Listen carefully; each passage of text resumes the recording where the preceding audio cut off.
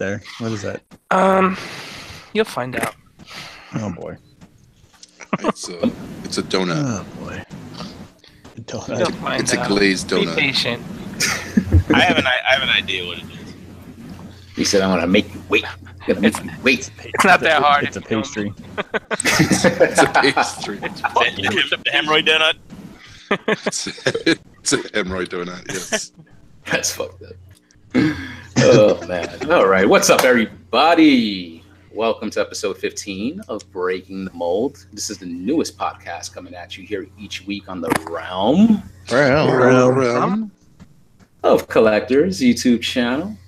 If you would prefer an audio version, we got you covered. We're on iTunes and Google Play. Please remember to subscribe and leave a 5-star review if you're checking us out on those platforms. If you're watching us on YouTube, Jordan, let them know. Kielbasa slam that like button for us. Woo! Yep. And subscribe to the channel if you haven't done so already. There's also a live chat happening down below. So please hop in, say hello, because we're going to shout everybody out in the chat towards the end of the podcast. I'm Hurricane BX. I'm your host for this evening. And let's say what's up to the rest of the crew. First up, Energon Addict. What's up, Pop? What's up? Always go with him first. Oh, well, listen. Okay, Gary. It goes into how close we are in proximity. So I'm in New York. He goes Energon Addict. Plus, we're Puerto Rican. We're trying to keep it, consistent. Come on. But look, I'm going to actually flip it a little bit because I want to ask how you're doing, Jose, because it's your birthday today. Yeah, it is. And I want to see how you're doing. Shouting me out right in the beginning. Yeah. I'm good, guys. I'm good. Yes, my birthday, 38 years old, in case you're wondering. I had a good day, busy day at work, a normal day for me. It's Tuesday, so what can you really do on a Tuesday? Didn't want to take the day off for work because I would have just had more work to do tomorrow. So, good day, busy day, and got to hang out with my boo real quick. We had some drinks, ate some dinner at Applebee's. Not my preferable spot, but it's close and relatively cheap. It's all day happy hour there. Yeah. And so I'm feeling pretty good and happy to be here with you guys. Dope, bro. Well, you forgot to say eating good in the neighborhood. Say again? Jordan, you can ask him what you ask him. I said, were you eating good in the neighborhood? I was. Yo, this Applebee's literally 2 minutes outside my apartment here. I can roll out of bed and I'm fucking in a booth over there. Eating wings. Shout out to Dust Mites.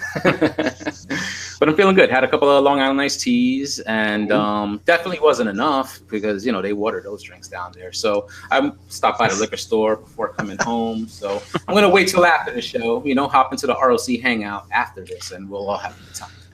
Yeah, you'll find sloshed Jose at that point later on. Jose, did you get anything good for your birthday? Yes, you know what? The Jackal Squad, as always, much love, fellas. They hooked me up, and they hooked me up with a couple of more of the Spectre Rogues from the Unrustable Bastards line. Everybody knows I have a bunch of those already, but I'm army building them. I'm loving those figures, and now that I've dabbled into customizing, I might actually, maybe try a custom on a couple of them since I got the figures to spare, and to me, a really special gift. I really appreciate it, guys. We all know what we do for each other and stuff like that as far as the Jackal Squad goes. And, happy to be celebrating another year of life. Happy to be here with my friends. And the gift just makes it all that much more special. You know what I'm saying? So thank you, guys. Appreciate it. Very cool. How about you, Dave? I'll continue. How are you? How about me? Okay. So I'm okay. It's not my birthday, but it's all right. I'm all right. As far as my week's been okay. Some crappy shit going on at work right now, but I won't bore you with that nonsense. Aside from that, on the collecting side of things, I'm going to mention 2 quick things. I'll be real quick. So I finished the SH Figuart Star Wars line as of right now. So anything that hasn't come out yet, I obviously don't have. But anything that has already come out, I own all of them. So if anybody wants to try me on that, I even own the Death Trooper Specialist, and I got it. Even though I bought the Mayfix one because the Mayfix one's better, I got this one at a decent price. So I said, fuck it, I need it. I'm a completionist. I got it. Dude, Um, that's awesome, man. My hat's off to you, but my hat's not on my head. But I would totally tip it off to you right now if I was right. Oh, Wow, this Thank you, is sir. new. That's dope, dude. yeah. Yep. And I got one more thing, and you guys are probably all gonna fucking ream me out for it, especially Gary, because I didn't even tell him until now. So we all know I'm getting into dabbling into the 1/6 scale, stuff, and I said I was only gonna do Hot Toys Star Wars, and Uh-oh. I am only doing Hot Toys Star Wars, but I got, if anybody's familiar with Enter Bay, they make the NBA basketball players. I had to get Michael Jordan, and it's great. I got him at a really good price, so I had to jump on it. And I know it goes for, I don't know, anywhere between $250 and $300, and I didn't pay nowhere near that. And I'm happy with it. I think that's one thing that I can actually say I'll buy one of and be okay with. So that's it. Yeah, those look really good, man. I saw that at a previous New York Comic Con. I saw a bunch of those Enter Bay figures up close. Really, really nice. Like, if you're into that, like, I can't fault you for that fucking purchase, man. Michael Jordan, greatest basketball. Yeah, man, it sounds super exciting. A grown man in shorts and a tank top. That sounds like a really fun toy. Oh, okay, Gary. All right. You want to go there? Okay. Well, Gary, just so you know, Michael Jordan has been one of my heroes since I'm a child. He was my favorite all-time basketball player. I have collected his sneakers since I'm a kid, and I still continue to on a weekly or monthly basis. So Jordan, man. It's Jordan, I just felt it's Jordan, and I've done with him. I don't know if I'll ever get there because I really don't take pictures anymore, but you could always put his head on something else and make him look all the hell cooler. You throw Jordan's head on an Iron Man figure, it's fucking Jordan inside fucking Iron Man, or on a Stormtrooper, and then they, tons of ways to play around with them. So nice. I just There's thought it was cool. something I gotta show you, Dave, where somebody did that. They gave him the swords from a Cloud from Final Fantasy, and he just and the bike, and he looks badass. Oh no shit. All right, who's got their Check it fan out. on? Is that you, Gary? Right. That's not me. I was going to say the same thing. There's something going on. It's not Dom. Not me. I lowered my mic in case it's me. I don't know. I think that was it. I think that was it. I'm the culprit. It's all right. Nice, man. That's a dope pickup. Oh, and especially if you didn't pay the full retail price, that's freaking dope. Oh no, not at all. Good stuff, man. All right, next up, Brian Brink. Yo, sup? What's up? I'll tell you, I'm getting fucking nervous about this squirrel in my attic. I don't know. Uh-oh. Actually, I don't even know if it's in there. I think it's Phantom. I don't know. But I'm gonna have to get someone in here, check it out, and I'm afraid of what the the damage is gonna be to my wallet. You know what I mean? How old is the house, Brian? Maybe it's haunted. It's the ghost of General Custer. Don't fuck with his nuts. That's right. Anybody else? Anybody else got anything? All right. What did I get? I got whatchamacallit? Man, I can't even talk. I'm not even only this much. All right, moving on. Moving on. Sorry. No, I was gonna say my path to enablement has been completed for the Pacific Rim job. So Ooh. I picked up the last 3 up in Maine, believe it or not. Found them up there. Got that main vein for the Pacific Rim job. There you go. I like it.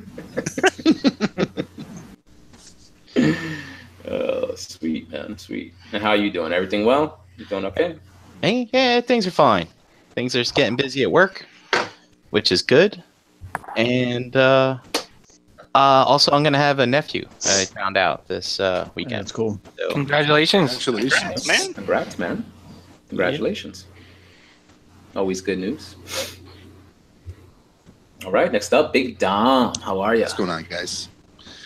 My Hi, week Don. was busy. Work was hell. enjoyed coming home and relaxing, and did some toy hunting this weekend, and I was able to pick up that new wave of the Star Wars Black Series figures. I didn't get them as on the cheap like Frank did, but I was able to find them and pick up a set. But and that's about it. That's kind of what I was looking for. I picked it up, and I was on the hunt too for this studio series Blackout, but that was a failed attempt. I did not find one in the land of honey that we also call, that I live in. That you guys referred to it as The land. Candyland, bro. Candyland. So that's about it. That's what I got, and just happy to be here, and happy birthday, Jose. Enjoy it. Thank you, man. Appreciate it. All right, next up, Extra Zero. Hey guys, TGIT. It's good to see everybody. I haven't had the best week, but it's great to be here with all you guys. Just really been focusing on a lot of fitness goals, and just kind of getting back in touch with some friends in the real world I haven't talked to in a while. Some non-realm people, and it feels good to reconnect and socialize with those folks. Especially if you haven't had a minute with them. So that's kind of like my little life lesson. If you've got some people in your life you've had in your back pocket for a minute, go see them, say hi to them. But not to get too preachy. I did collection-wise, I got some cool stuff. I got the Studio Series Leaders and Voyagers, courtesy of Amazon, and I am absolutely digging this Grimlock. That was kind of like a jealousy grunt there, Don. Yeah. Well, it does look good. It does look good. Yeah. I saw it, and I was going to pick it up, but I'll wait a little longer. Yeah. It's good. I like what they're doing. I haven't had praise for a Hasbro figure or Hasbro figures in a while, but I really like what they're doing with the Studio Series. And for anybody wondering, the Starscream Voyager and this Grimlock Leader are definite must-buys. Blackout's good. I have like a couple quirks with him. Like I wish he had wrist rotation, and his transformation is a little panely. But otherwise, yeah, I hope this kind of is a more of a return to form for Hasbro. So yeah, I think that it's between that the original Grimlock that came out during that movie. It's miles ahead of what they put out. Light years. So it's great that they stepped up and did a good mold on a Grimlock. I enjoyed, and the character didn't get much respect in the show, in the movies, but at least we got a good resemblance of him with this story. So no respect, maybe not enough exposure, but yeah. Like I think they should have built his character a little bit more than they did. But maybe in the last movie they kind of didn't. They squandered tossed it. him to the side and Hey, we got dino babies. What's their point? Well, it doesn't matter. They're there. Yeah, most of the characters needed, development in those movies. But, the Grimlock, take it or leave it for what it was. That looks really, really faithful to the movie design, you know, and it looks really good compared to what they put out in for Age of Extinction, and even what they were putting out at Voyager scale for this latest movie. You know what I'm saying? So it's nice to actually see them do something that looks like what you saw on screen. And the paint job that they did on that, like I picked that figure up, but only the Grimlock, just because I thought it looked that good. And for a modern leader, he's big. I mean, this is Fans Toys Springer right here. And I mean, he doesn't have the heft of an old leader, but he's got the size. Yeah, he's a big dude. And even that Starscream is really big for Voyager. So I really recommend those two. If you like the movie stuff, if you like the toys, you like fun transformations, I can't recommend picking them up enough. Nice. Awesome, man. All right, next up, G Money. What is the good word? It's good to be here with you guys. I don't want to sound like a dick, but my week has actually been pretty good and pretty low key. So I don't have much to complain about. Hey, we can't all be, it ebbs and flows, but no, it's been good. The weather finally Dibs and dabs. Come on, man. Well, they finally got a little bit nicer, so that was good. It wasn't quite as cold and rainy and stuff as it's been. Pretty quiet. I picked up one thing, and it was kind of unintentional. It was one of those cases of doing a pre-order and committing to it and kind of forgetting that you had it until it was time to pay for it. So, what is it, Jordan? It's I sent you a picture. It's the Mark IV, right? The Iron Man 2. You get the donut. The SH Figure Arts Iron Man, and I remember ordering it, actually writing the TFCon high that weekend when I saw it posted, and I was like, oh, it comes with the Robert Downey Jr. head with the sunglasses and a box of donuts. I'm like, yeah, I definitely need that. And that was kind of before I'd gotten more into the hot toy scale for the Iron Man stuff. So, so that came in. That Mark IV, I think, right? Is that? Yeah, it's a Mark IV. Yep. So I like that one. But that's something I'll probably put up and see if somebody else out there is actually collecting that line and really kind of wants it maybe a little bit more. So Gary, I bought a figure release. Gary, I'll see you in a couple of weeks. So. Yeah, exactly. Yeah, exactly. Hey Gary, so you made fun of me because I picked up a Michael Jordan figure and he's wearing shorts, I know. right? But you picked up an Iron Man figure based on the fact that it came with donuts. Of course, dude. I mean, seriously, when's the last time you've had an action figure that came with such a cool accessory, right? I mean, Chris went through that Simpsons. Gary's like, it's been like 20 years since I've had a donut. Yeah. I'm surprised you know what a donut is.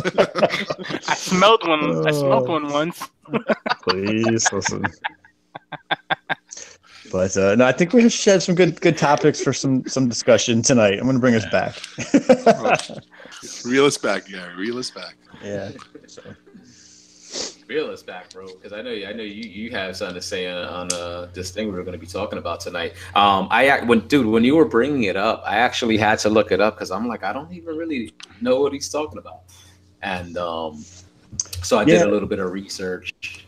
So I think it's interesting. Just put it out there. Put it out there for the people, and I got some details for us just to flesh it all out. Right. No, Gary, you don't want to put it out there? You broke up. I'm sorry, you broke up for a second. No, so I thought I just wanted to kind of pose a question to the group, and so we've seen Kickstarters, we've seen kind of GoFundMe projects for a lot of different things, and that's kind of the world we live in now. It's relatively newer concepts, right? In the last probably 4 or 5 years that you didn't see as often. Years ago, but the whole HasLab concept and Hasbro's idea for that 3 3/4, the Jabba sail barge, a few other shows. I know SCU mentioned it, but it's kind of been out there in some other podcasts and stuff. I've kind of been watching, and I was just curious what the panel thought about the concept of that type of Kickstarter activity being done by an actual corporation that's established.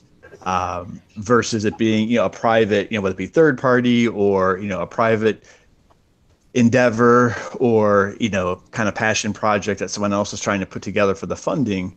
And just kind of what you guys thought of it. Because I didn't realize that I had some pretty strong opinions the more I kind of learned about it. And the way it kind of struck me was maybe not how I expected it to. So just kind of curious. Well, there was a... Go ahead, Jose. No, go ahead, Jordan. I was gonna. Yeah, sorry. There was. I'm gonna interject real quick. He brought up a point like in the chat, like about the monetary situation behind it, especially coming from like a big company, and I'm like, man, that's not usually the angle like I would think about it from. And now the way you just posed it, like, how do you think? What do you think of a big corporation doing this as opposed to, like, let's say a third party company? To me, it's almost the same thing. If like you're an established third party company, you're not going to be on the level as Hasbro, of course. Giant. So, like, Gary, you placed one point in the chat in regards to the fact that they raised all this money now. So everybody, you had to pay up front. So everyone dished out $500 for this thing that they're not going to get until 2019. Right. Let's put the facts out there. I'm not going to interrupt you, Don, but I think most people maybe listening kind of know, right? Mm-hmm. But the barge was like $500, and I think it was $50 for the shipping or for the tax, right? One or the other. I can't remember now off the top of my head. And basically, they needed 5,000 people to commit, paying up front to actually move forward with the project. And I think it sat like in the mid 2s, and then it actually did hit the 5,000 mark. And once it hit that mark, another few thousand people committed to it for the toy. The FOMOs. So I think the last time we checked, I'm sorry, what did you say, Brian? It was the FOMOs. Right. Yeah, people were, they didn't want to miss out. So let's just, if we exclude the tax or the shipping, because that's life, we won't, if we just worked with $500, that's $500 per customer at 8,000 customers that Hasbro is now sitting on that money for 10 months. Yep. So wait, they're not spending it? I don't know what they're doing with it. I'm sure they're making money off it. That's for sure. They got to make it. I think they're going to start cutting POs in for like the materials, especially labor is going to start being spent on design. I'm sure they designed it already. They spent that money. So yeah, they have the design video. Yeah, so it's like, but I think money was already spent on doing that initial design and everything. Now they're going to be cutting POs and checks to start ramping up and schedule factory time to build these to build the pieces and stuff. So, I mean, they got to cast it, right? They got to make the actual molds now, don't they? Yeah. So here's my 2 cents on it, right? Remember those TIE fighters, the first order ones that sat on shelves and didn't sell? Yep. I think this is a positive thing, and Hasbro still wants to make big ticket items like that, right?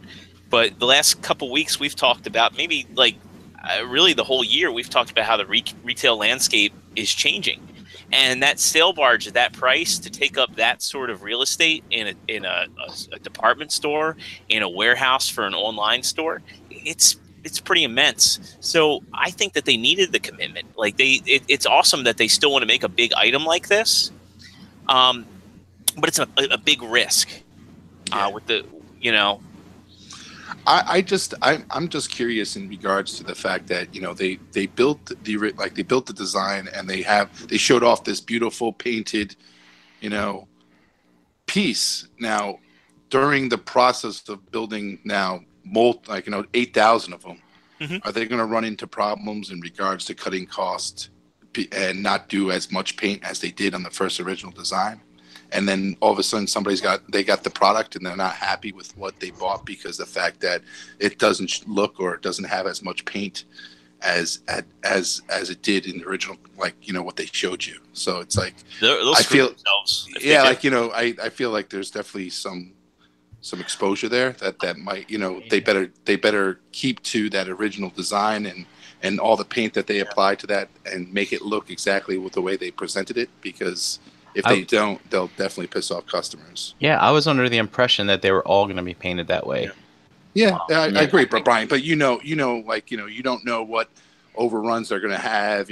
Certain things might happen wrong, and they might say, oh, you know what, we're going to just skimp out on paint. They also don't want to piss off Disney. Exactly, but I'm sure it is. I'm sure they're going to get it to exactly what they showed, because why wouldn't they? But I always fear the fact that big companies sometimes take advantage of that, and I feel like they might not care about fulfilling you at 100% satisfaction. Who cares? Yeah, a bit of a different animal here though, because they're making people invest up front. Correct. So correct. Yep. I would. I mean, if they were to do something like that, I mean, it wouldn't be good. Wouldn't be bad because it'll kill the future endeavors that they want to do. Exactly. Yeah. So and to that point too, with the upfront investment, they needed 5,000 people to back the thing, and at the last count when I checked, it was over 8,000. 8,000. So they have way over. Yeah, 8,800, I think, Jose. To your point. Yeah, so look at that, almost 4,000 more than what they needed. You know what I'm saying? So, but you know what? As far as the monetary thing, I was looking into it because I had to look it up. I didn't know, so I had to go and get the information. They did say that it says when you back the campaign, you're going to see a pre-authorization charge on the credit card for the amount of your order that could last up to 7 days. But I think that was going to be kind of given back to you, and then you were actually going to be charged, I think, maybe in January of next year, or when they were going to start shipping the item out. So you might have to check that again. I don't know if they're going to actually be holding our money back. Do you think maybe that money was on hold until the Kickstarter was funded? That's Correct. how I read it, until you hit 5,000. Yeah.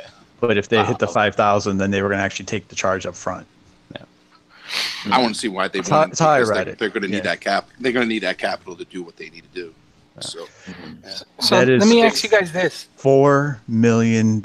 See, but do you think they don't really need that capital up front? They just want to know that enough people are going to commit to buying this thing that it's going to. Well, I think that's the definition of a Kickstarter, isn't it? To make it. I don't have the capital to do this toy, Dave, but if you guys give me that, but they do have the capital. They're a large corporation. They're a $1 billion corporation. Hey, who's their competitor? Real quick, I want to hear what Dave was going to ask. Yeah.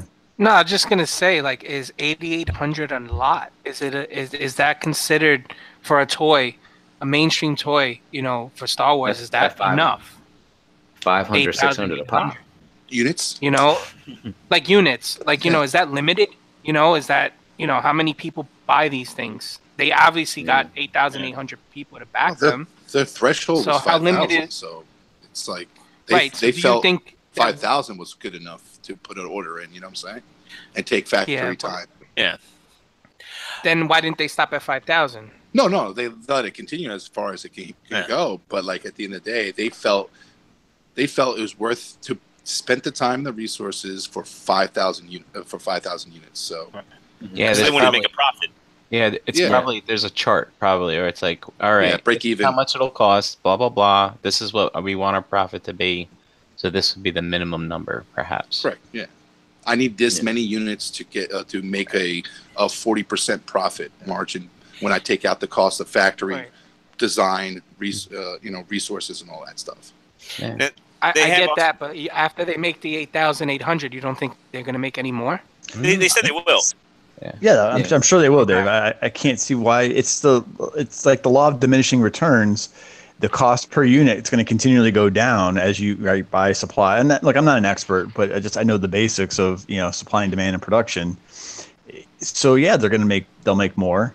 I think I was just a little bit surprised at how frustrating the company has been for quality overall, for a lot of things, for production, for ups and downs, unreliability, distribution issues, geographically speaking,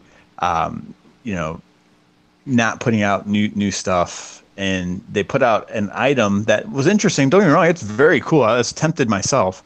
The 3 3/4 Star Wars stuff in the 90s, The Power of the Force, is what actually brought me back into collecting, 20 years ago, really. But I don't know. I didn't care for the thought of the process, I think, and what that could mean for the future.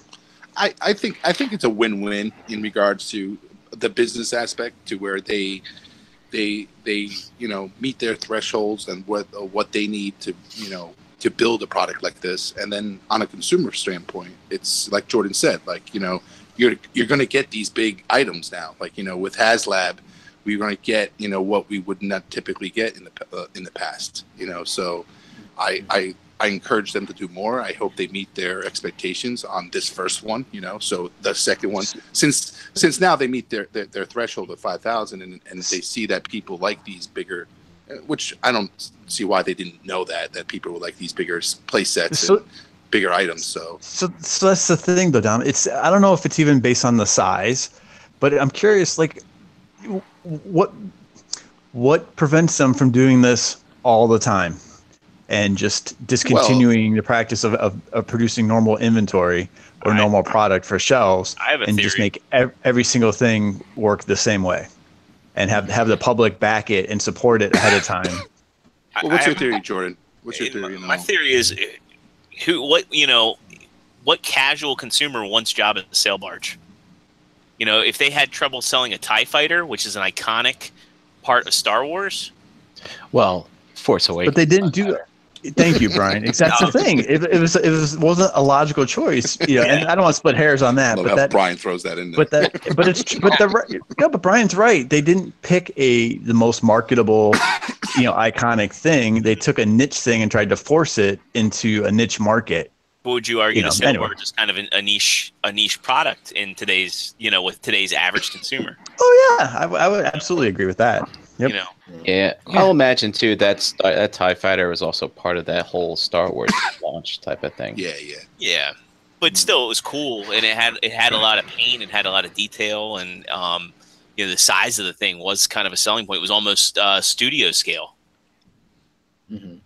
Well, Yeah, and with bigger ticket items like that, the company takes a risk on whether people are going to really bite. Like Jordan said, the average walking customer might not be willing to pick an item like that up because of A, price, and B, size. So you're only targeting on a custom, like on a particular piece, a collector who really wants a large ass TIE fighter for a 6-inch trigger, and also A, is willing to pay the price for it. Yeah. Granted, that they clearanced for like $40 eventually. They did, but I think it's a big risk for a company like Hasbro to build a big product like that, like a big item like that, and feel like they're going to have and put it out in retail and be successful with it. Take a chance, yeah. And I bet you $100. Majority of the time, I think they lose out because they think they put a big product like that and. At the end of the day, I don't know whether they make their margins that they feel that they want to make for that particular item. And you got to remember too, they sold those to retailers, and retailers didn't say no, I'm not going to buy that. They bought it, and so Hasbro made their money. It's just the realtors that took the hit. Mm-hmm. And that's what's hurting brick and mortar stores, like the discussion we had last week, because these wholesalers are really setting these retailer stores to buy their product, and sometimes their product is shit, and it sits on the shelf, and at the end of the day, it's like why as a retailer would I want to buy your product? And they're forced, there's just Disney in itself forces, builds a product line and forces the retailers to buy it. So there's a story Lance told me at TFCon, because with Forgotten Path Games, there's Star Wars games. And like you're saying, Dom, the retailers take a risk. And one of the things with Disney is sometimes they don't even tell the retailers what exactly they're buying. They're just saying, it's Star Wars. How much do you want?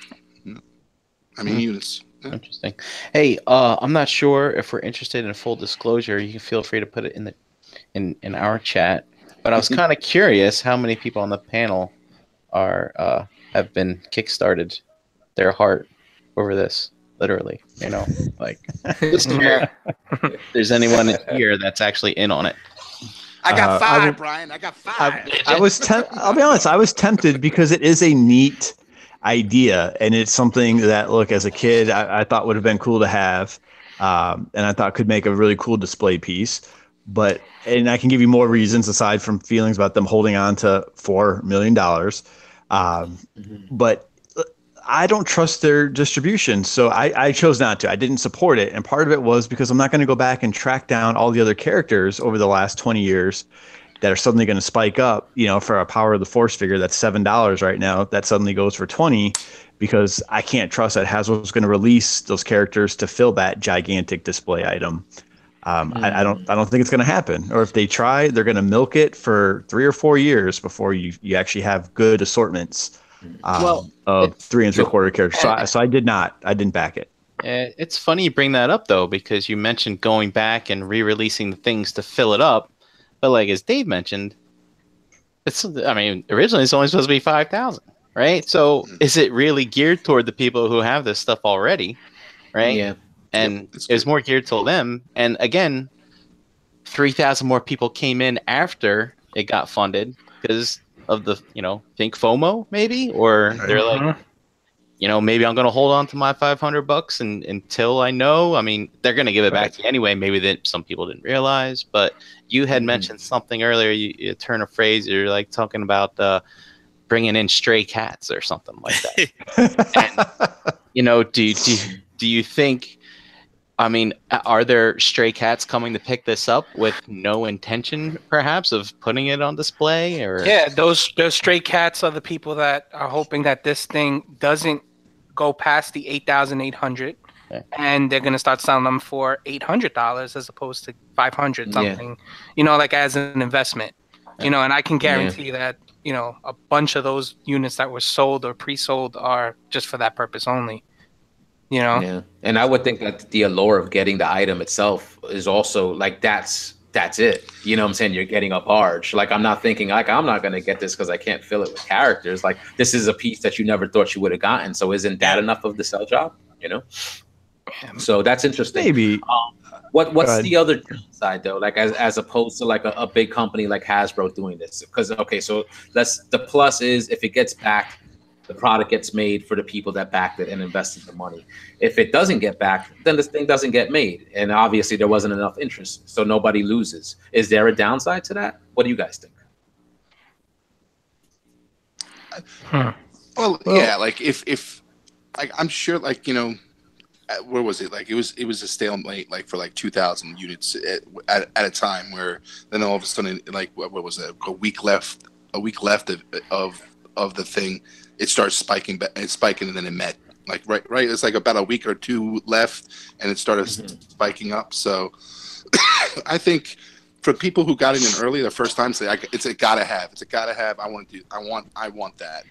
It's probably a big disappointment if that number never got met, and you know, something that you really want, and you know they can make it, and it just never got made. And I'm sure a lot of those diehard Star Wars fans that collect that line would you know, be disappointed at the fact that it's not even going to hit stores, or it's not going to be able to get into their house. I think if Hasbro said, "Hey, we need 5,000 backers," and they got 3,500, they would have still did it.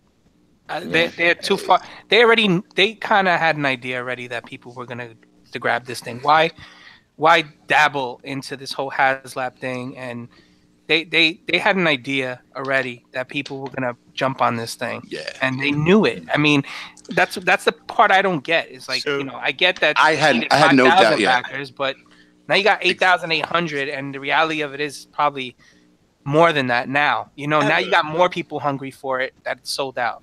I have a question for you, Dave. So, like, you think they would have made it? Do you think they would have cut the quality if they hadn't, you know, got as many backers? You think it would still be painted the way it was and have like all? Probably. Yeah. Be less of a premium item. Yeah, but that's supposed to be the whole point of HasLab, right? Is that you're getting this big ticket item, but also like a very premium paint job, lots of paint, lots of details that you normally wouldn't get with a figure. But are you guaranteed that level of quality? I'm just saying, because they did. Because let's look. Well, they say, but like, let's be honest. How many Millennium Falcons have been released? Exquisitely detailed, fan accessible interior, exterior decks, soft cloth fabric sails. I mean, they're putting it all in print of as far as like what they're giving you. They can't back out of that shit. I guess what I'm saying is, you look at what's actually been has two different meanings. Correct. Look, that could be. Here's your label of decals of great detail that you can apply. I'm just saying, like, if we look at what they've produced in the 3 3/4 line, look at a ship from the last 2 or 3 years, and compare that to one from the Clone Wars of 2005, 2006, in terms of the quality of the plastic, the details, you know, the size to the scale for what they're trying to achieve. And you can't tell me that there's not a noticeably difference, you know, in lower quality and design for the newer stuff. So I guess I would just say, call it HasLab or not, it's still the same, you know, it's the same company that's taking the same steps, whether we call it the waffling or hollowness or you know, like thinness of different things. Okay, you know, I don't know. It's gotta have guarantee. It's new. It's a new thing. HasLab. This is going to be the first product, so like we don't have any precedent to go by as far as like this is concerned. But if they're saying, and you saw the pictures, it's going to be detailed this, detailed that, things that you don't really expect to get from them at retail, and then you're paying this premium price for it. I'm going to expect a premium quality product with the paint and all the bells and whistles. Yeah. Because then if not, then HasLab's going to fucking go nowhere. Exactly. Exactly. But then that's the thing, Jose. They met gate number one. Gate number one was to see whether people would be interested in a Kickstarter like this. And that gate was achieved because obviously they blew through the 5,000. Now, the gate number two to make this successful is making sure that when the product gets in hand, that you exactly got what they were pitching. If that gate can be achieved, I think the success of HasLab will be good. Like, you know, I think everyone will have trust and faith in the next one that they do, where they pitch an item and they're like, you know, I'm going in, and the numbers are going to be met even faster. You know okay, so let me ask you this question, Dom. What's up? Well, here's the thing. So look, so you're taking a risk with $500. And are you taking the same risk when you buy a $17 Transformer Deluxe figure? No, but like I don't think a Kickstarter, like I wouldn't think they do a Kickstarter for like that Grimlock that Studio Grimlock that they came out with. Why would they do that? Like they shouldn't be putting that type of an investment in a small figure, like in a leader class figure like that. I think these are going to be for like big play sets or big ideas that they would love to do, but they would not do it typically because there's a lot of risk on a company standpoint and from a collector standpoint where they're just targeting a certain customer and it's the collector. It goes back to what Jordan said too, like about the shelf space. Mm-hmm. Like these stores, imagine bringing in 10 of these things. It's going to take up like half of a toy section. That's 2 aisles. Right there. Exactly. So it's going to be. I think this is for the bigger items that if Hasbro plans to do this on a consistent basis and they do a Death Star or whatever. Yeah. This is probably the only way it can work, and probably the best way it'll work too. So they'll know exactly what what the consumer wants, what they're willing to pay, and it doesn't have to necessarily leave Hasbro's warehouse or whatever the case may be. They don't have to stock stores. Yeah, and Gary, for the deluxe thing, I mean, you know what you're buying with that. You can see it and you can return it. Well, but I guess what I'm saying is it's the same company. So my counter thoughts are going to be when you tell me about track record. It's their track record. And why would we suddenly expect something different? Because they call it HasLab. I guess is my point. So you can see. Gary's showing us aimed at the collector. I've got another thought on the whole HasLab thing too. This isn't just Star Wars. We're looking at like Toys R Us going away. Where was the only place you ever found the Titan class Transformers on a retail shelf space other than Ollie's? And the thing is, it's like they know how much money we're giving to third parties. Marvel's big, but do you think they could ever sell a Quinjet? I think this opens up a lot of possibilities for the brands that they have to offer products, make the money on the big ticket items, and not have to worry about whether retailers are going to want them or not. Yep. Yeah. Mm-hmm. I think this is a great opportunity for like collectors like G.I. Joe. Oh, absolutely. I think HasLab will definitely do something once that line's pushed out into in whatever 2020. And they're going to start doing bigger things, bigger play sets that they know collectors are going to want. And now, like Gary, I agree with you. I'm surprised that they did the 3-inch figures because they didn't really put much backing into their 3-inch figures in Star Wars. Like they really don't push that type of quality. The Black Series 3-inch figures were like all over the place, and then became exclusives just to Walmart. So I'm surprised that they did this for the first one. And granted, I think they were more thinking about collectors who already had a lot of this stuff from Power of the Force and all the original figures that they can pack into this sail barge. But I think from what if I had to anticipate what they would do before they even announced it, I wouldn't put this on the table. Like I wouldn't even thought they would do a 3-inch Star Wars playset, because they just don't put that love into their 3-inch Star Wars figures. So it's but could something like this realistically be done at 6-inch? Like that thing is going to be huge. It's going to be huge at a 3 3/4. I can see them do like a 6-inch, like a Millennium Falcon cockpit. Like I can see them do that. Like that'd be pretty fucking cool. Yeah. Stuff like that. Like I can definitely see them do stuff like that, and the love that they put in the 6-inch carbonite chamber.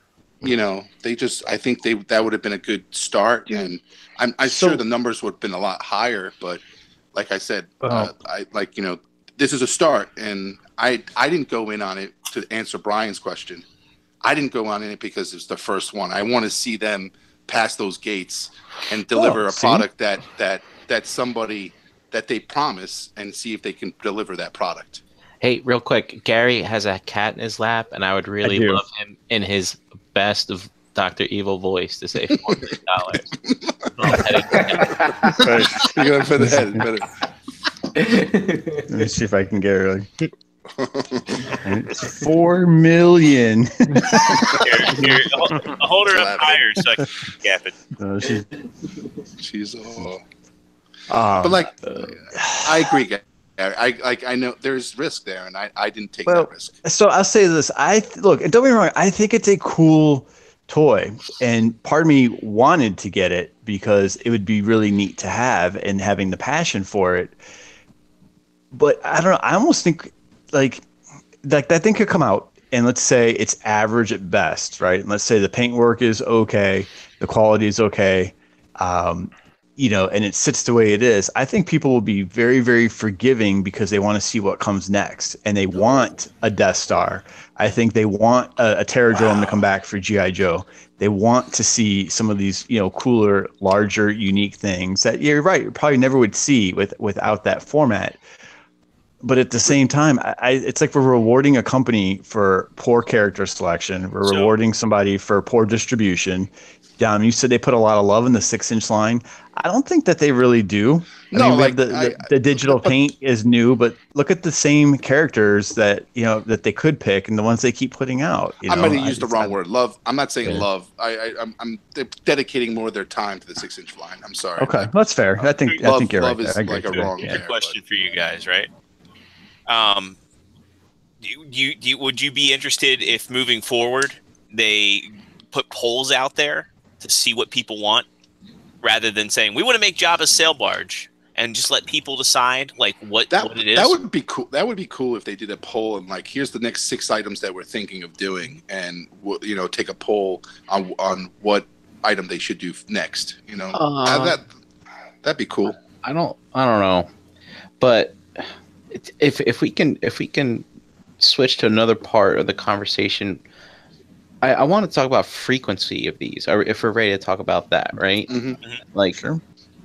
For one thing, I have to commend Hasbro on having this drop at this particular time of year when many people get a surplus of funds.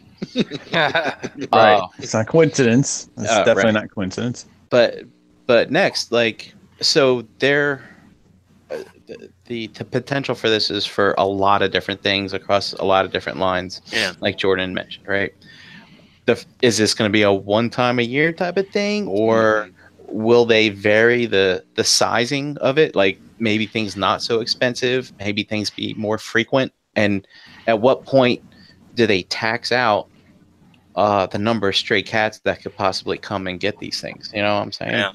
Kind of curious about that. Different lines too. How many do they do for if they do Joe's?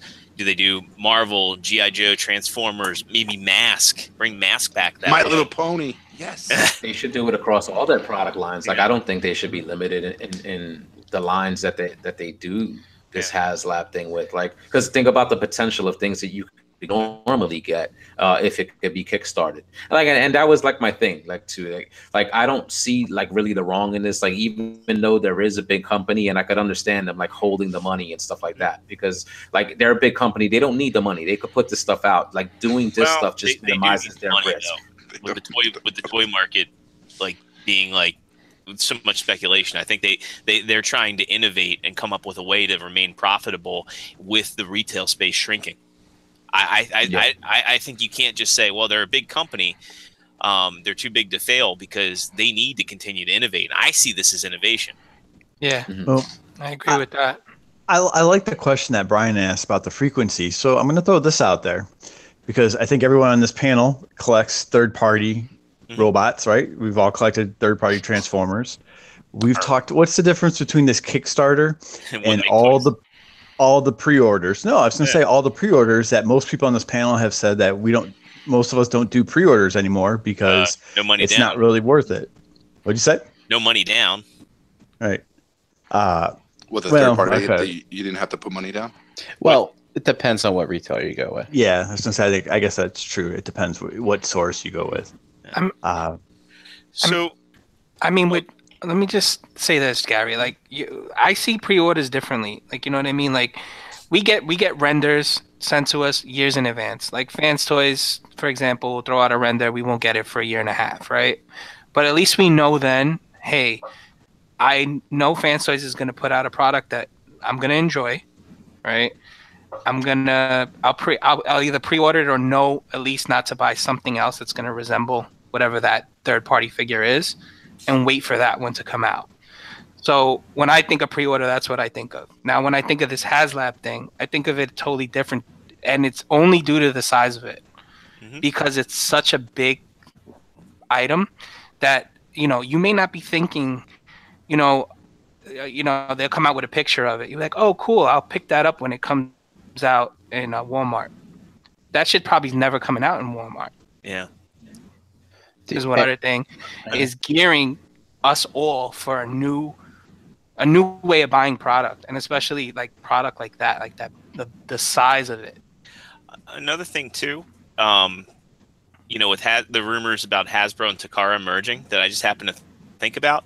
We've been just seeing repaint after repaint after repaint, and a lot of people are saying Takara is not doing enough original molds, and they're focusing on the movie stuff. But this could be an opportunity for them to do like a larger scale figure. For them to do like a Masterpiece Blackout for the movie line, a Masterpiece Bone Crusher for the movie line, and then go on and say, okay, we're gonna start doing a Devastator, an official Devastator, but you have to go through HasLab to do it. Yeah. Yeah. Like I to answer Brian's question, if they do it once a year, I think that's a fail. I think it's just that's going to be too slow for consumers to keep interested. I think. Well, if it's a large, do it across all their lines. Say again, yeah, you're right, Jose. I was just gonna say, if it's a really large cost for that initial seed money, once a year would probably be more feasible. But if they can do smaller things, right?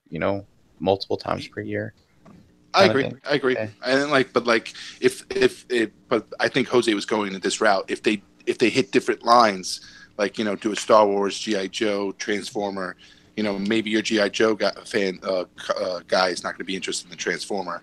Like, I'm saying, like, yeah, I'm sure there's going to be overlap in regards to collectors because, we all collect different, a lot of different things. But, like, if they keep it at different lines and maybe do, like, maybe 2 or 3 a year, I think that would be a comfortable number. Right. Where I think we it's going to be waiting every year, and like how many times, how long do we have to wait? It's always going to be up to the support. It's only if the people are willing to support whatever project they're going to be putting out. So some projects might fail. Some like this, it succeeded. Not everything was going to be a win. I feel like they could just do a Kickstart their product lines, and if it fails, then hey, there was no risk on them. They didn't lose anything. Gary brought it up. People are going to be disappointed, but it was going to be a product that you never even knew you were going to get in the first place. So how disappointed can you be? And I'm sure that decision is going to be made up by factory time, resources, and all that good stuff. So Yep. I'm sure that they're going to, they don't have a limited amount of resources. They don't have a limited amount of time in the factory. So at the end of the day, they're going to probably feel that out. And if once a year is what they can do because of what they have, that's pretty much the number that's going to be. But, yeah. So one thing I want to say too. So what if they just have a few things in the hopper each year, right? They do it a 1 year thing. What if this thing, cause this thing was big, it was big news. Yeah. What if it turns into the annual HasLab event? It's like, oh, shit, I wonder what they're going to give us next year. If it's always a big thing. And let's say, screw the poll idea. I don't like that. I just don't. I don't know. I can't. Of course, you articulating the point, right?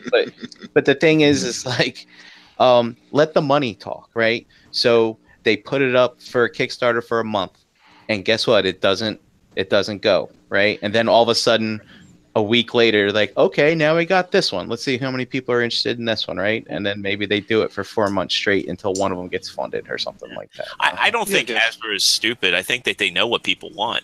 Yeah, exactly.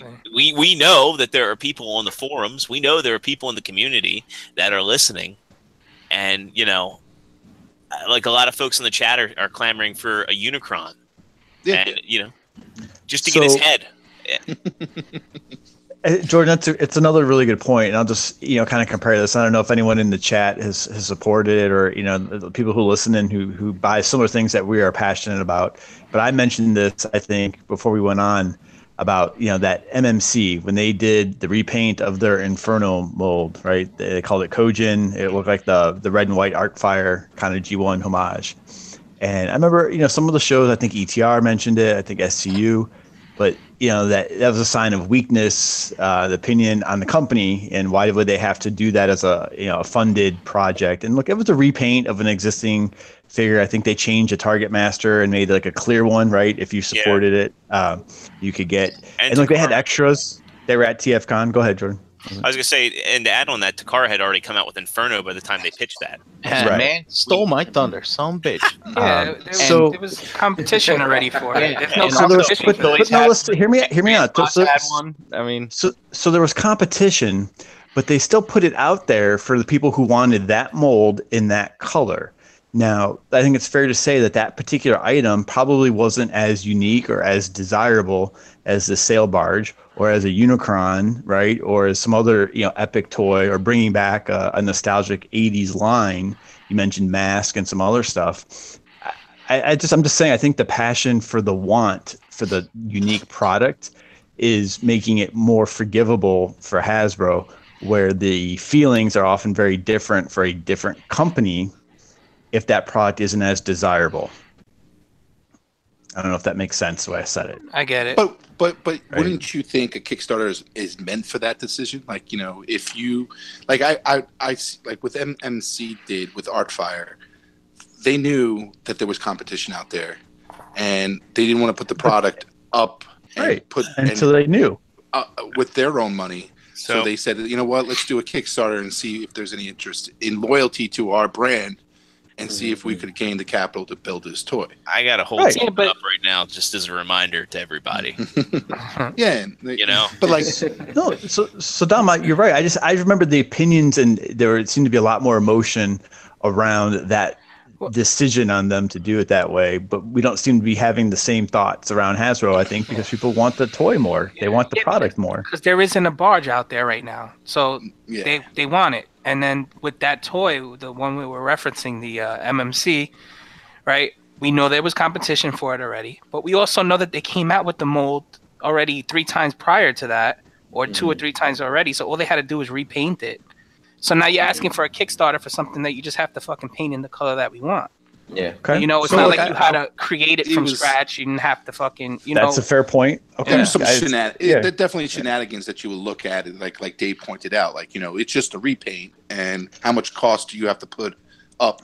Like, you're getting more money out of the mold anyway with that third repaint. So I think it was just a special situation with that particular figure, and it's just the negativity that came off of it because of the fact that it was a third repaint of their mold, and why are you asking us money?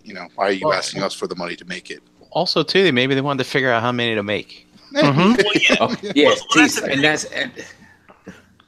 ahead, Jordan. I was gonna say, it's like with Quakewave, right? They came out with Quakewave on all that hype, and they came out with the clear version, and they rolled the dice on that. And Fans Toys is a successful company, and they just were expecting, Quakewave is going to sell out, and that hit them hard. And you can't think that other third-party companies didn't see, like, after the Quakewave hype train and the re-release, that the Masterpiece Shockwave just drove, and the what was the Cloud9 one, that just drove a spike into it. So a lot of these companies know to proceed with caution.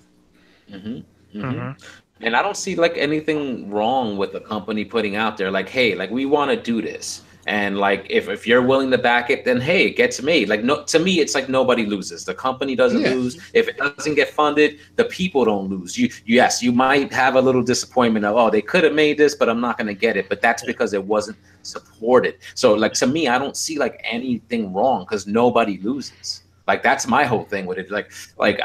If they put it out there and it gets made, great. People backed it. Yeah. The company doesn't lose money. The people that backed it get the product they want. And if it doesn't get made, nobody loses. So what's wrong? Jose, I disagree, because let's assume this, and this is totally fictional, so I get it.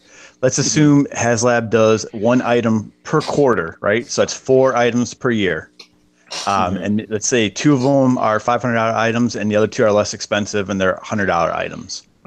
If you're interested in all 4, right, you're paying your money each quarter up front for that item. What do you have to show for it when you pay your money? But you didn't. They're not nothing until they get it. Like how I do with Hot Toys and Sideshow.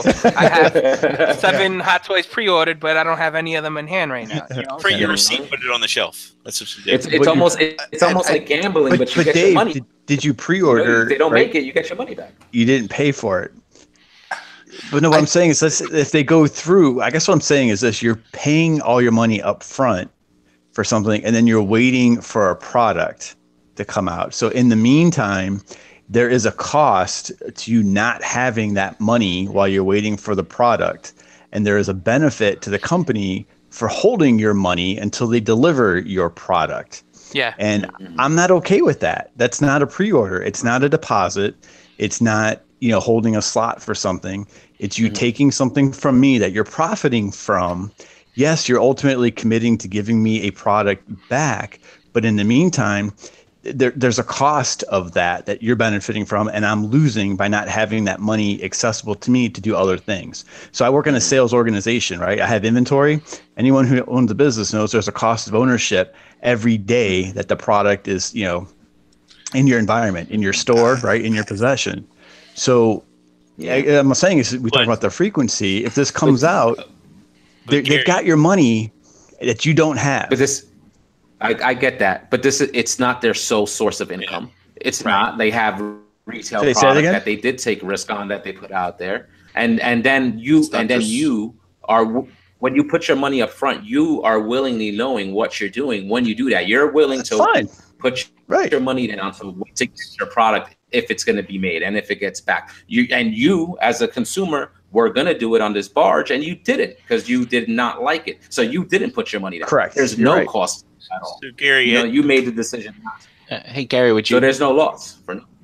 Yeah, Gary, That's what I mean. Would you be more of like a 250 up front, 250 at the end kind of thing? That's smart. But I do get that they take your the money thing. up front, and that shit is sitting in escrow somewhere, gaining fucking interest, where they're probably making 10,000, 15, 20,000 or more, maybe a month. So Well, Dave, like what did you everything say? I like that point that it shouldn't be the whole thing up front. I do agree with Gary on that point. Like, it should be like everything else. If it's scheduled to come out in a year, you should have payment plans for something that costs that much money. Whether it be every other month, every month. Kind of bringing back Sideshow. That's what they do. They don't tell you have to pay $300 for this today. But they tell you have to pay $23 just to guarantee your spot, and then we're going to bill you on this date, and this date on your choosing. Not give me fucking money now and don't worry about it. I'll give you something later. It's that part of the business I don't really enjoy too much. I don't get that. They're essentially sitting on your money and exactly haven't got anything yet. So I get that. I get that, Gary. I think they need that feedback too. I think that there needs to be some community feedback, Dave, like you were saying, to illustrate that maybe moving forward, and maybe it'll take one of the projects to fail in order for them to see maybe that's the way to go. Well, I heard a story of somebody that they, I don't know if it was any of you guys. I'm sorry if I put you down now, but I remember hearing somebody telling me that they attempted to buy it, and I guess they went through that credit card whole fiasco, and basically they got bounced out because I don't know if they had enough, and $500 on their credit card or whatever the case may be to substantiate the charge. So what happened was they were like, sorry, unfortunately, your credit card did not meet the requirement. Not financially viable. Exactly. So that's when they open up that has lab line of credit. Damn it. Well, Gary's gonna ask you. So Gary, if it wasn't Hasbro, how would you feel about it? Like if it was Mayhem Mechanics with this thing and they wanted $500 instead of the 120 or whatever it was they asked.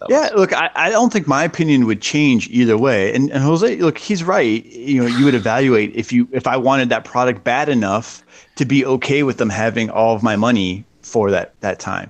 I put pre-orders in on Hot Toys, and I know that there's a $26 or a $32 non-refundable deposit, and I can change my mind and I won't get that back. I'm okay with that. but I don't have to pay, $400 up front to Hot Toys either, right? For the same thing. So I think it really just depends how badly you want the product. And look, I'm guilty. Several years ago, I paid to when Mattel had the Masters Universe line for that Castle Grayskull to get made. I wanted a Castle Grayskull to go with. I had a huge collection at the time, so I was willing to pay for that. And there needed to be a minimum requirement, and they had a lot of drama around it until they hit the goals, and they hit it. And obviously they filled the orders and had it in the store later on. But that was at the time, you know what I mean? But even that wasn't you didn't pay for that entire item up front. You gave a specific deposit, and then you got billed for the rest of it when it came out later on, when it actually shipped. So I think it's different when it's a big company that's looking for that. I think the spirit isn't the same, than if it's who's independent. Definitely the spirit isn't the same when it comes from a mom and pop shop that's looking to design a figure and get a figure out to you, and they do a Kickstarter. But with a big company like Hasbro doing this, I can see companies raise money all different ways. They take loan, they take debt, they take loans, and they also issue equity, issue stock for equity. So either I feel like this is a type of equity type of funding. So I got a product here, give me $500 now, and I'll have you the product. So they don't have to issue debt or get debt to raise this money and build this product. So it's just a form of how they raise their capital, whether it's debt or equity. And I think this is just another form of equity. In regards to raising the capital that they need to think. And I don't think Gary that they're taking the $4 million, putting it in a bank and getting the interest. I don't think they're doing that. I think they have obviously they have already did design costs or already spent design cost on this item. The item is already designed, so they spent certain cost already up front for that, and you're paying your $500 is going to be paying for that to recoup that money. And then at the end of the day, they're going to start building. This is labor intensive. They're going to have to pay the factories, and they're going to have to pay for the materials. So they're going to be cutting POs. So that money is going to be going out the door. It's going to be used. But look, I'm not an expert. I don't know what percentages and what the margins are. But it's not going to be used all at once. So when you're talking that exorbitant sum of money, don't kid yourself. Hasbro is not just benefiting from the profit of selling you the item; they're profiting off of the interest for holding all of that money from everyone who put their money up. I agree, kudos to them. Yeah, look, profit is not a dirty word, right? Look, profit is not a dirty word. I just think, you have to be aware that there's other factors involved, and like I said. What sparked my interest in this whole conversation was I just thought the fact that because of what the people wanted the toy so badly, I think that they were overlooking some of the other aspects of the means to get it. That's all. Yeah, but I think Jose hit it on a point. You as a consumer know the parameters. I'm going to give you $500. I'm not going to get the product until March of 2019. But then when the parameters start changing, that's when the consumer is going to be kind of now it's not March 2019. It's going to be freaking September 2019 because of delays and stuff like that. That's when people are going to be like, dude, you had my $500 for almost a year now, and I don't got a product. Yeah, and from a bigger company like Hasbro, I can't see the delays because again, they're more well versed in those business practices. They know what it takes to pull out a product. Again, you never know. You never know. You never know. Yeah, we'll see. But if you read the parameters, there's no guarantee, right? And they don't have to refund anything if they don't hit their deadline.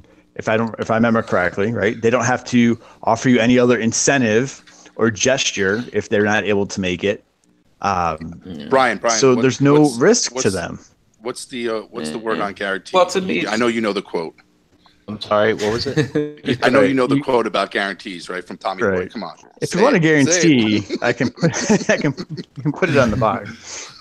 That's Well, not. it's just like with Mayhem Mechanics and this Unrustables line. You Like can- they didn't hit their target release date. Like they were late by a few months, but the product still came out. They weren't expected to give the money back to the people because they didn't hit their release date. They said, "Hey, there's delays." They let the people know, and the product came out. And thankfully, it's a great product. So you have to have the faith in Hasbro that they're going to do the same. And until we're not going to know what the actual quality will be, but they're saying it's supposed to be an exquisitely detailed piece, something that you probably would never get at a retail. I got sorry, go ahead. I got just a quick question because it's more on the fact that I guess we all know that they're going to release this sail barge outside this Kickstarter, right?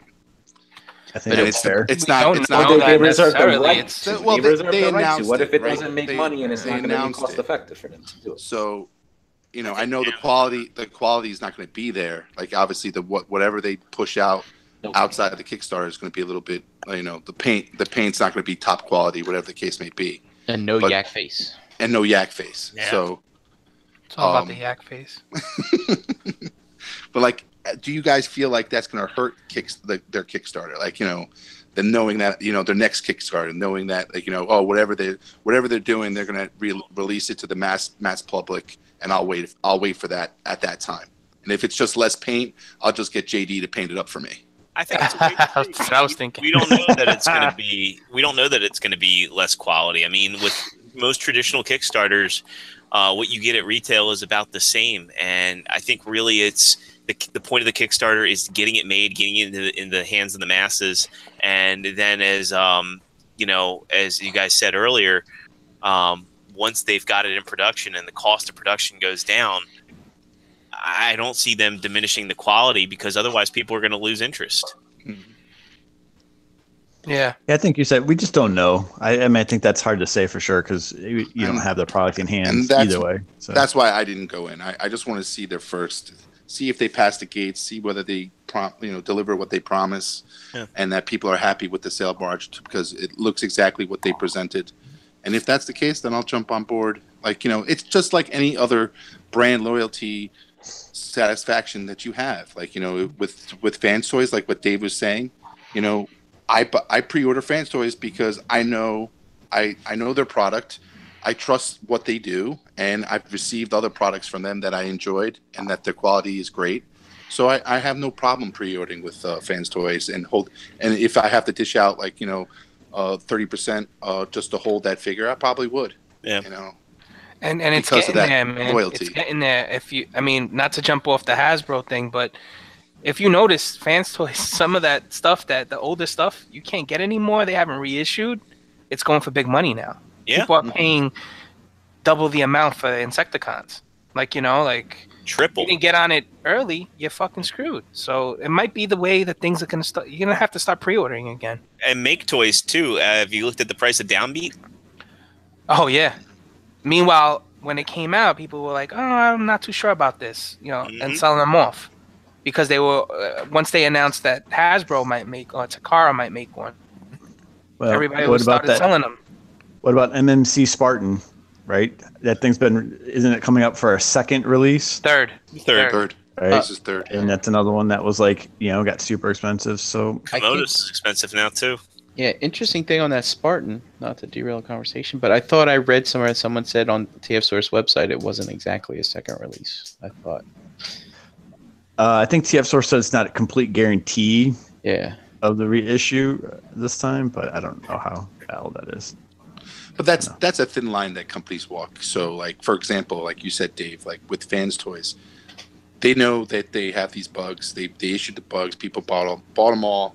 Now they're going on the secondary market for double, triple of what they're worth or what they were worth in retail. Now, as a company, are you going to now dilute the market by doing a second run? Or will you just not do it because the fact that then your product is valued, and people go and buy your next product because they know that you might not do another one. Yeah, I think that's the smart way of doing things. I agree with you. It's a collector way too. As a collector, I prefer that. And they got burned with Quake Wave, like I said. Yep. And companies have to, just make that decision on whether they're going to, like, you know what, we're not going to reissue this one because, we do a good product. We make a great product. We have a great, strong brand loyalty, and it's just going to boost up our next figure that we're putting out, and pre-orders are going to be high because they know that we're not going to reissue it. It's just like Mezco. Mezco does that. Like Mezco, when it comes to their, their 6-inch figures, they don't reissue. They sell their quantity, and that's it. And their prices skyrocket once they are all sold out. And they have to be looking at the value. Analytics and know like what they're able to sell, like, and know how many units like to relatively make to know that they'll probably sell product and that it's not going to oversaturate the market and still give the figure some value. Because again, not everything sells out, but it seems like with Fans Toys, a lot of their stuff does. So like they have to know, like if we make 10,000, just throw in a number and it constantly sells out, then why don't you 5 or the extra 1,000 and put it out there? So it's not so much diluted because it'll maybe sell. It'll probably sell. But again, it's risk. It's risk. No, and it's true. I agree. But I think, and I'll let you, I'll let you talk, Garrett. But I'm sorry for interrupting. But at the end of the day, Hasbro doesn't do that. Like they're more than willing to reissue stuff out, and they're doing it now with like Marvel Legends, where back in the day when you get a San Diego Comic-Con exclusive Marvel Legend, you knew that figure was never going to hit retails, but now it does. It hits retail, and they're pleasing the masses because people get pissed when they have exclusives and you can't get them. You have to pay. If you're not there or you're not at 10 o'clock in the morning on the websites to when they put them up to grab them and snatch it up. The thing is that a lot of people get angry about that, and Hasbro is not going to piss off. It's not going to appease the collectors. They want to appease the masses, and they're going to basically reissue exclusives in the retail waves and just basically maybe paint them a little bit different or whatever the case may be. But that hurts their collector aspect of their business. So I just feel like it's a thin line that they're walking in regards to which way they're going. And I know Hasbro doesn't care about that. Well, doesn't care about Brian. I think summed it up.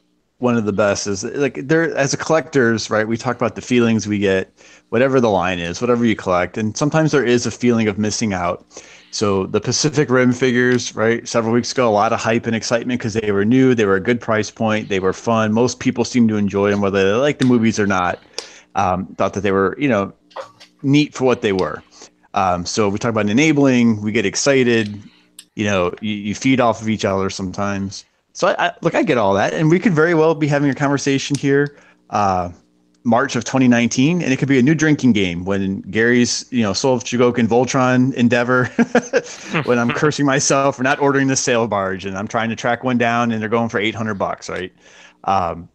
But like I said, there's a risk involved to it. And you just have to kind of realize, do you want the item more versus the risk of not getting it, or, being without that? Like I said, my point in this situation is being without that money for 10 to 12 months that you could do other things with when you don't have the product. So, but Gary, it also gives you a lot of time too, Gary. Like it gives you a lot of time to think. Why did I buy that thing? You know what I mean? Like, right? Like, let's say I decided to buy the barge, and then, I finally fucking finish upstairs, which who knows what I ever get done. And then I'm like, you know what? I don't have fucking room for this thing. Why did I buy it? It gives a lot of time to think about a product too. When you're putting up $500 up front, as opposed to, like you said, when, you do a Hot Toys and you could just, hey, you know what? I lost out on 20 something bucks. It's no biggie. You know what I mean? Yeah. Not 500. You know what? But Gary, if they could teach fiscal responsibility to people like collectors like us, what if they took the $500 and threw it into, like a bond or something like that, and then when you buy your toy, hey, look, here's a little extra that you get back. Oh, get back the interest. You made $2.14 on top of Brian. If they were regulated, they would be giving you back that interest. But they're not. The toy industry is not regulated. They're out to make money, and they'll make money off of your money if they can. So But Gary, the track record of Hasbro is that they'll never I have no doubt that this cell barge will be available to the masses after this Kickstarter. Somehow, I agree with you there. I don't see the market value, the value of this sail barge jumping up to $1,600 because of their exclusivity. If it comes out to market, I think to the masses, I don't think that it will ever reach double its value.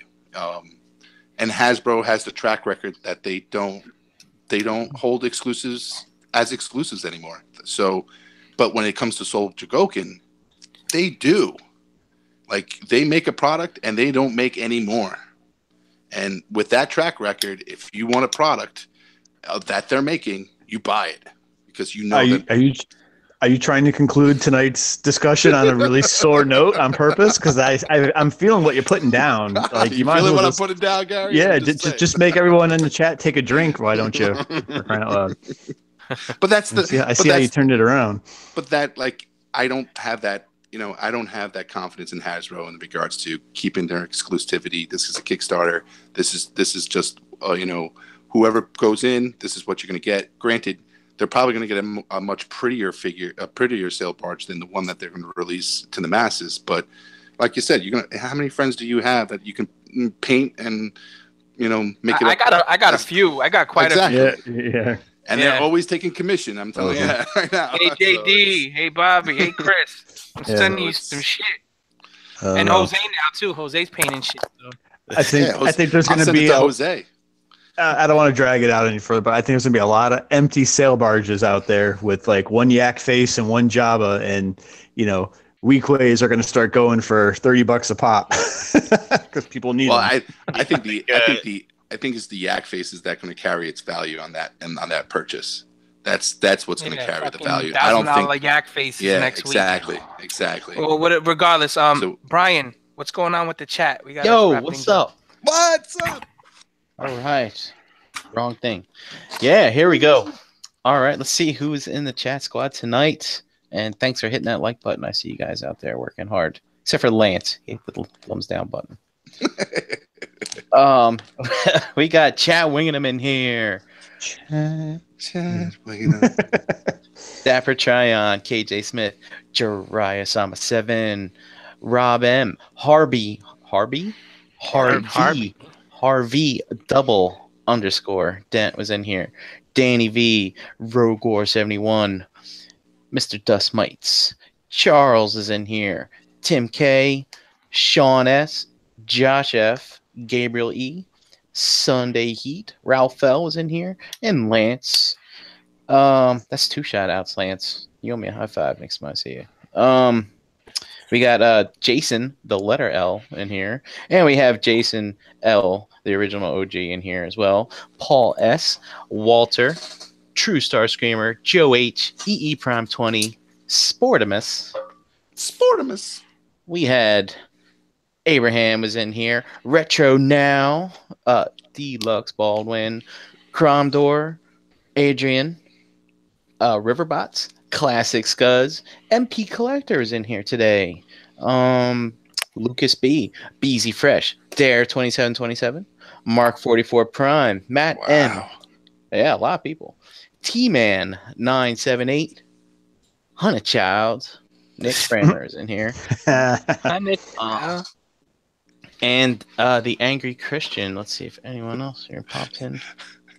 No chicken fried steak? Is that your wife, Honey Child? Now? And that is all. Honey Child's the one and only Bramalama Ding Dong. Oh. I thought Dave's wife changed her name. Huh? Hey, don't you worry about what my wife be changing her name to, okay? When I win the prize, I won't tell nobody anyway. Nah. My last name. That's what she's changing. Dave, what'd you get this week, Dave? Oh, I was inspired by what we gave away last week.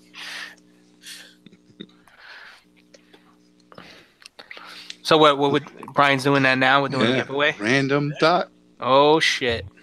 What are we giving away? I'm so busy transforming this blackout here. Yeah, pay attention. What are we giving away? It's almost ETR levels of participation there in the in the chat. I'm liking that. Keep it up, guys. So I decided that was great.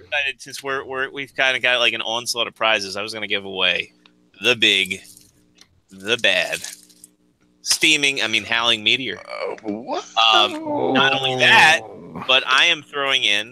If you guys know Jay Ream, who made those really nice faction symbols for the Fans Toys Omega, he made the air intakes and add-ons for the shins for this piece, and I'm throwing those in there.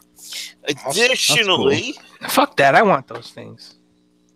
Sorry, Dave. I can link you to where you can buy them. Nah, I'm just being greedy. Additionally, you'll get the game Bring Out Your Dead. Ooh. And you'll get a fidget spinner. What's this other game in here? God damn it. It's at the bottom of the box. You'll get 12 days, and you'll also get some Realm stickers and a business card for Forgotten Path Games, courtesy of Mr. Lance Park. Awesome. Dope. Shit, I wish I was not. I'm getting in. You gotta leave some of that shit off, We gotta, scrape off from the top, bro. All right, hold on. I forgot somebody. What was it that the Macho Man said about the cream of the crop rises to the top? Oh yeah. Shout out to the Macho Man. I forgot internet personality Justin L. Ooh. Oh yeah. Just knocked over the phone. Yeah, let me I'll you rerun that. Sorry, people. Come on, Brian. Come on. Slipping. Hey Brian, what is chatter? Slipping. Come on, Brian. You're taking forever with this He's shit. slipping. He's slipping. You're supposed to have all this shit right. Yeah, doing this Rambling on. That's it. No We more gave drinks you- for you, bud. Wait, can Lance win his own prize? That'd be funny. No, I'll just do a return to sender. Oh, did I put Lance in there? Well, we can always roll twice. Yes, There we go. exactly. It's a nice even number. Just leave it. Yep. Lance 40. wins. It just. I'm going to say 15. Yeah. 15. 15. 15. All right, here we go. 15. 24. 8. 31. Oh, it's 31. All right, let's see. 31! Who's 31? Who's 31? Boom, boom, boom, boom, boom, pop, pow. Riverbots. River Nice. Bots. So Riverbots, hit me up either in the Facebook groups, James Jordan, or you can hit me up. My email is extrazero@gmail.com. Easy way to get in touch with me. Just shoot me your address, and I will get that package out to you ASAP. Awesome.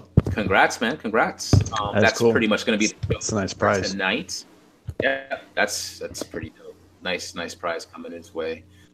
Good conversation tonight, guys. And of course, as always, we will continue unbroadcasted in the ROC Hangout. So we will be posting the link in the ROC Facebook group. Please look out for that. Let's run it down the line and get some where you at. Brian Brink. You can find me, Brian Brink, in Facebook groups and at Brinkalizer on Instagram. And every podcast online ever. Yeah, that's right. All right. Energon Addict. Yo. Where can we find you? And find me on Facebook. You can find me. You can find me lurking, bro. I'm in Yeah, you're Dom's always wife's in that corner. DMs. Oh, fuck you. That kind of stuff. Oh, look, he's looking around. He's looking around. He's like, no, he's not. Yes, listen, go check a phone. Okay. Catch me on Facebook and catch me here on Tuesdays. Dom, I'm just fucking with you, bro. I mean, not trust my wife. Dave C is watching me. All right, Big Dom. I'm gonna be. You're gonna find me at the divorce court, and after I find out that Dave's DMing my wife, you can find me at the Dominic Rosso in the groups and here on Tuesday nights. Right, Jordan. So you can find me in the Facebook groups as James Jordan. You can find me on Twitter at the Original Zero. Tweet, tweet, tweet, tweet. I'm pretty active on Twitter. You can find me on Instagram at Extra008, Xbox Live, PlayStation Network Extra Zero, and of course you can find me here every Tuesday night with these fine gentlemen. All right, G Money. Hey, so Gary Allen in the Facebook groups here on Tuesdays with this little feline minion that came with my wife as a package deal. So she's going to be sitting with me going forward, I think. So, but I will be here. Awesome. It's funny you came with your wife and it's named Gary Jr. All right, and everybody's favorite meatbag couldn't be with us tonight. JD, most likely he'll be back with us next week. You can find him on Instagram at Pigment Surgery and JD Brocious on Facebook. As for myself, Facebook, Twitter, Instagram, Xbox Live, and the PlayStation Network, all at Harrick and BX.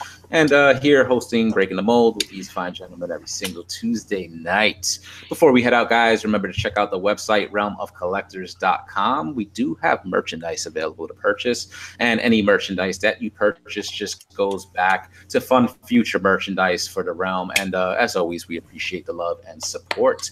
Shout out to some friends of the show at Figure Photography Crate on Instagram. That's our boy Tim K. Third Party Unlimited, tfprototype.com. Third Party TF Crashers. Remember to check out kumastyle.com. Retro Now on YouTube. TKO, that's the Totally Knocked Off podcast, and the Blackout and Shout crew.